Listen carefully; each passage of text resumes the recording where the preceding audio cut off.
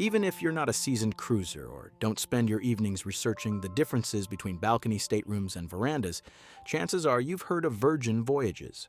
Launched by Sir Richard Branson's Virgin Group, it promised to reinvent cruising.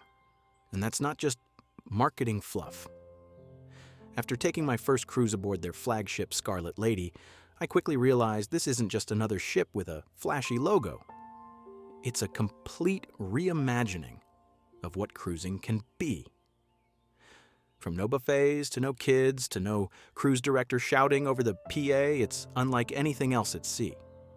And if you're considering booking, here's what I wish I'd known and what you definitely need to know before you sail. Right away, the atmosphere onboard Virgin Voyages feels different. Intentionally different. One of the first things you'll notice is the absence of a cruise director. It might seem like a small thing, but it creates a dramatically different experience from the second you step on board. On most cruise lines, you're used to hearing loud announcements blaring over the ship's PA system all day long, bingo at 10, trivia at noon, hairy chess contest at 3. On Virgin, there's none of that. Instead of being shouted at like you're in a resort megaphone boot camp, you're left to explore the ship at your own pace. Everything is listed in the app, and you can check into activities with a couple taps, and it feels more like you're staying at an upscale, design-forward hotel that happens to float. This minimalist approach is part of a larger philosophy that shifts the cruise experience away from what feels like cattle herding and towards something more curated. It's also reflected in the way Virgin structures its pricing. Rather than breaking your cruise down into a base fare and then hitting you with an avalanche of surcharges the second you want a coffee, Wi-Fi, or a decent meal, Virgin includes it all up front. Gratuities covered, group fitness classes covered, Wi-Fi included, basic tier of course, but still plenty good for emails and social media. And then there's the food. Here's where Virgin really breaks from the pack. On most cruise lines, if you want anything beyond the buffet or main dining room, expect to pay extra, sometimes as much as $50 or more per person for a steakhouse dinner or sushi night. On Virgin, there are over 20 dining options on board and they're all included. That means you can have a 5-course Italian dinner at extra virgin, throwback soju and barbecue pork belly at the rowdy communal tables of Gun Bay, a Korean BBQ spot complete with drinking games, or try meatless magic at Razzle Dazzle, a vibrant veggie-forward restaurant that somehow makes beets feel edgy and not pay a dime more. And if you're wondering, wait, no buffet? Correct, Virgin ditched the traditional cruise buffet altogether. Instead, they've created the Galley, an upscale food hall with rotating menu stations. You can grab a burger, get avocado toast made to order, or sit down for sushi, salads, bento boxes, tacos, and even breakfast all day. It's cleaner, more organized, and far more elevated than the typical lukewarm tray of eggs experience. You sit, you scan a menu, and your food is brought to you. It's not just more sanitary, it feels far more civilized. But the boldest departure Virgin makes might be its decision to go adults only. No kids, not a single one. While that obviously means no temper tantrums at dinner or toddlers melting down in the hallway, the deeper effect is in how the entire ship is designed. When you're not building for families, you can cater every inch of the experience to grown-ups. That means the entertainment gets to be provocative, the humor gets to have bite, and the aesthetics get to lean bold, sexy, and unconventional. There's no rock-climbing wall. Instead, there's a tattoo studio, a champagne vending machine, and a bar that offers sex-positive relationship workshops. The result isn't sleazy, it's stylish and freeing. Even the shows defy cruise ship expectations. There are no second-rate Broadway tributes here. Instead, you'll find performances like Dual Reality, which reimagines Romeo and Juliet through acrobatics, aerial silk, and high-stakes physical theater. Or Never Sleep Alone, a spicy cabaret-style show where audience participation is half the fun and half the blushes. It's fresh, bold, and at times experimental, pulling more inspiration from immersive theater in New York or Berlin than anything you typically associate with a cruise. What Virgin has created is less like a new cruise line and more like a genre-breaking remix. It isn't just cruising without kids or buffets or formal wear, it's cruising without compromise. Everything is designed to feel intentional, and every choice, from entertainment to pricing to food, is made to prioritize guest experience, not just onboard revenue.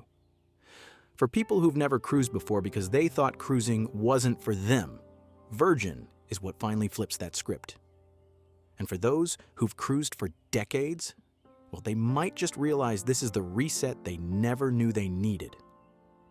Scarlet Night is Virgin's showstopper. It's over-the-top, no-holds-barred answer to your standard cruise party night. Forget the tired white parties or awkward 70s throwbacks with polyester suits and ABBA on loop. On Virgin, the theme is red, head-to-toe, bold, unapologetic red. It's not just a color scheme, it's an atmosphere shift. The entire ship is bathed in crimson lighting. Strange inflatable sea creatures, mostly tentacled and vaguely octopus-like as part of a semi-mythical backstory that's never fully explained, appear in lounges, on railings, and even floating above the pool. And then there are the performers, dancers, musicians, acrobats, popping up everywhere, in the elevator, in the stairwell, on the bar. Scarlet Night doesn't just happen in one room, it spills across the ship like a traveling fever dream. One minute you're grabbing a cocktail, the next you're being handed a ribbon to tie onto a glowing tree as part of some surreal sea goddess ritual. It's weird, it's wonderful, and it's the kind of night where the only thing that feels out of place is showing up in the wrong color, which I did. Lesson learned. Pack something red or prepare to look like you just stumbled into a Cirque du Soleil rave by accident. That unstructured, organic energy carries through to how Virgin approaches dress code in general. There isn't one. Gone are the days of mandatory formal wear nights where you either pack a tux or risk being turned away from dinner. On Virgin, wear what makes you feel good. If that's a velvet blazer and statement sneakers, go for it. If it's a sequined dress or a mesh top over bike shorts, that flies too. That said, people do dress up. It just doesn't feel like an obligation. It's fashion-forward, expressive, and highly individualistic. Think less ballroom formal and more rooftop cocktail party in Soho.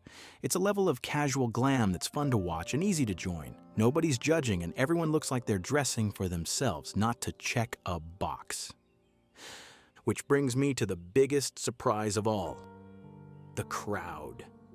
Based on Virgin's marketing, young, ultra-fit tattooed hipsters lounging in cabanas, I assumed I'd feel like someone's confused dad who wandered onto the wrong ship. But the actual passenger mix was delightfully diverse. Sure, there were influencer types sipping espresso martinis and crop tops and leather boots, but there were also couples in their 60s slow dancing at the jazz bar. I met solo travelers, LGBTQ+ groups, honeymooners, girl gangs celebrating birthdays, and a guy in his 70s who had more piercings than I could count. The vibe was radically inclusive. Everyone was there for a good time and no one was trying to out-cool anyone else. If other cruise lines can feel like an awkward wedding reception, Virgin felt more like a curated festival where the dress code is come as you are, but make it hot. Now let's talk tech. Virgin's app isn't just a convenience. It's your cruise compass. You'll use it for everything, reserving dinner, checking show times, signing up for fitness classes, ordering a bottle of Moet to the hot tub. Yes. Really. But here's the kicker. Book everything early, like before you even get on the ship. I made the rookie mistake of assuming I'd book dinner on the fly. Bad move. By the time we'd sailed away from Miami, nearly every restaurant and showtime was booked solid. Fortunately, they do hold a few tables for walk-ins, and I never got turned away when I showed up with a smile and a little patience, but it definitely added a layer of stress that could have been avoided. Pro tip. The second your booking is confirmed, get into that app and reserve like your onboard sanity depends on it. As for space, Scarlet Lady might not be the size of a Royal Caribbean behemoth, but it's beautifully designed for breathing room. There are hammocks tucked into corners of open decks, daybeds you can sink into with a good book, and even secret nooks with hanging chairs where you can sip a cocktail in peace. The ship is modern, minimalist, and surprisingly quiet in places. You never feel overwhelmed until you hit the pool deck. Virgin's main pool is chic but undeniably undersized with maybe 200 loungers total. On a sunny sea day, it's the one spot that truly gets slammed. If you're a pool person, get there early and claim your space. If not, rest assured there are plenty of other sunny spots where you can vibe in relative peace. The cabins are equally well thought out. They aren't palatial, but they're clever. During the day, your bed is a sofa. At night, it's transformed into a full-sized bed, automatically if you like, via the touchpad that controls your room. The lighting is adjustable by mood. Curtains open and close with a swipe. There's a refillable water carafe, a filtered tap in the bathroom, and no single-use plastic anywhere. Even the stateroom directory and entertainment system are on a tablet. It feels like Virgin was less concerned about squeezing in an extra storage drawer and more focused on what would actually make your stay more enjoyable. The vibe is sleek, not sterile. Think boutique hotel with ocean views. And then there's the Beach Club at Bimini. This is Virgin's private island alternative, but it's nothing like the splashy amusement park vibes of Royal Caribbean's Coco Cay or MSC's Ocean Cay. Instead, it's curated like a barefoot chic beach resort. The morning starts soft, yoga on the sand, chilled playlists, beachside loungers. The vibe is dreamy, gentle, sun-drenched. And then, like clockwork, it all shifts. After lunch, the DJ cranks up. Inflatables get tossed into the pool. A spontaneous conga line breaks out. Staff members start dancing with guests. It's like someone flipped a switch from spa day to beach rave. And somehow, it works. Don't want the party? Stroll a little farther down the beach and you'll find quiet loungers, shaded cabanas, and that impossibly blue Bahamian water. Want to live your best music video moment with a rum punch in hand? Plant yourself by the pool. You can toggle between vibes like a mood ring. Now, if you're a loyal cruiser with another line, here's a bonus most people miss. Virgin offers status matching. If you're Diamond with Royal Caribbean, Platinum with Carnival, or hold elite status with Celebrity or Princess, Virgin will match it and give you perks like premium Wi-Fi, $100 bar credit, and coffee vouchers, even if it's your first sailing with them. Not many people know about this, but it's an awesome way to soften the transition if you're nervous about trying something new. All in all, Virgin Voyages is everything you think cruising can't be. Adult-focused without being stuffy, energetic without being exhausting, elegant without being elitist. It's a cruise line that treats you like a guest, not a commodity. Whether you're a veteran cruiser or someone who's sworn off ships entirely, Virgin is worth a look. Just remember, bring something red, pack your appetite, and don't wait until you're on board to make your dinner reservations.